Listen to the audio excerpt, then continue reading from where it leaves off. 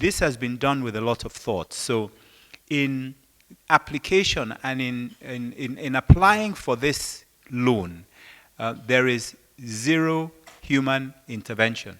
In other words, there is an app.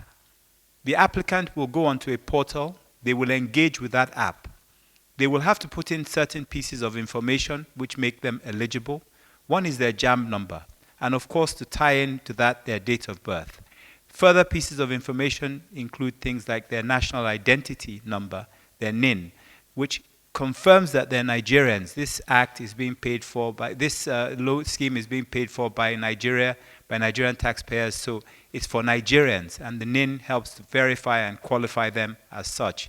Their BVN, financial inclusion, because this act in itself, or this scheme in itself, will at some point be able to empower students, so we need to know they have bank accounts, we need to know where their accounts are and be able to access those accounts.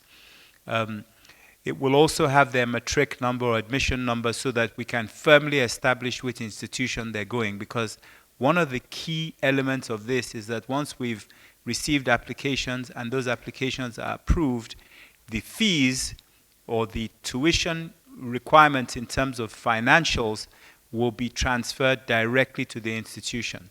That in itself has benefits for the institution. Many, many students are struggling to pay their fees. Their parents are struggling to pay their fees. There's a very high dropout rate. So it's one thing to get into the institution, the tertiary institution. It's another thing to stay there for 4 years or for 3 years. This scheme seeks to help people access and remain until they qualify or graduate. So it's a great scheme, and it is every Nigerian is able to apply, and clearly, the sifting is that we're going to be looking to support those who are most needy in the first instance.